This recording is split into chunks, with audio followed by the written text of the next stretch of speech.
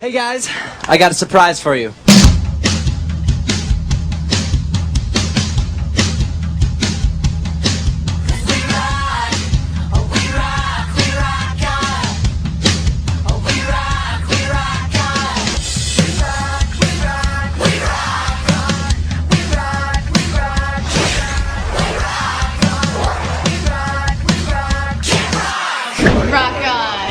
Mitchie is a very down-to-earth girl. Her mom raised her right. Music is her life.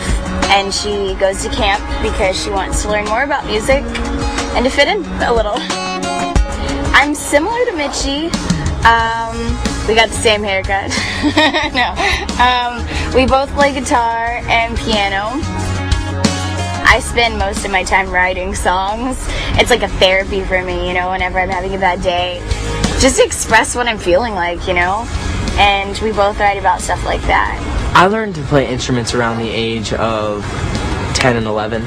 I started playing a piano first and then moved over to the guitar, and my dad's a great teacher. Every time I think I'm closer to the heart of what it means to know just who I am, I think I finally found a better place to start. Sometimes it was tough incorporating choreographed moves. Other times it wasn't so bad. It depends, you know, it all takes practice, like anything. Like playing guitar or singing, you have to practice make perfect.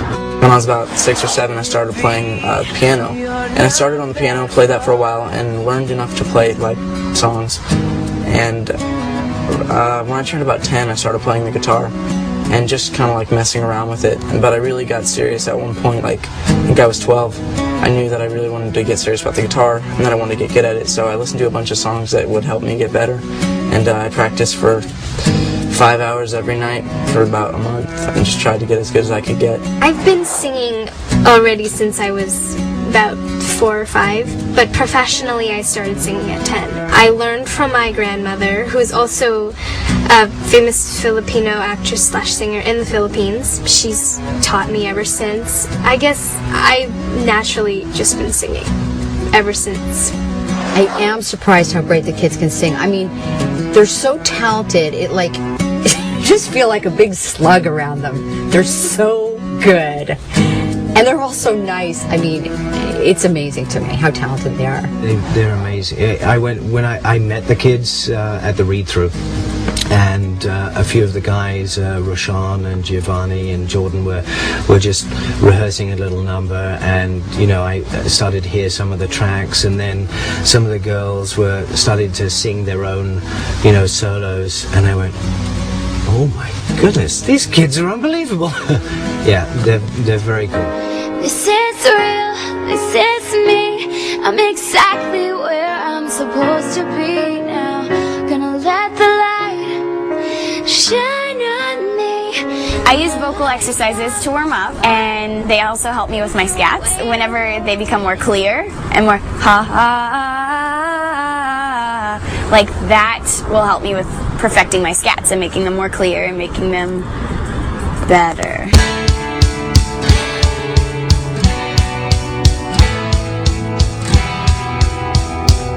I'm really weird when it comes to recording. I don't really do too much like vocal exercises before I go into the studio. So the whole day up until that point where we record vocals, I'll be singing songs, so it's pretty much already warm. But one thing that I do that's really weird that most people don't do because they think like dairy's bad for the voice is I eat chocolate right before I sing, and it makes it all like good. I sing great. It's hilarious. It's true.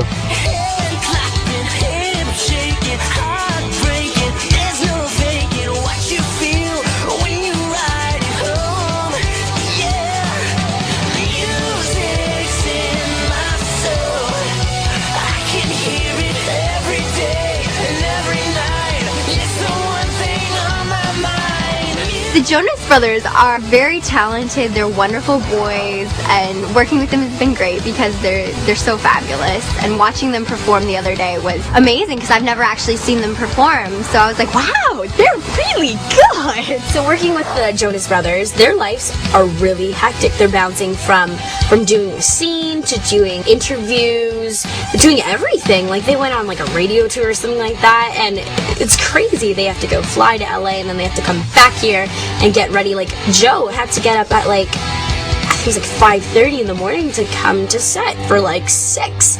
And I was like, oh, jet lag doesn't get you? He definitely had jet lag. Like, it was crazy. But I totally admire all of them. They know when to bring it to the table. They know when to step up their game and show everybody that, you know what, I'm not gonna let that affect me. I'm not gonna let that. I'm just gonna come here and do my best. I think people think that being a musician, being a performer, can be a little harder than it actually is. And I find that once you get into the groove of doing it like over and over again, it just kind of comes and you just get it. But when you take a break for a really long time and try to come back to it, it might be a little hard. But I find that, for me, performing and being a musician, being in the studio, recording, doing all that is so much fun. It's my it's my passion. I love to do it.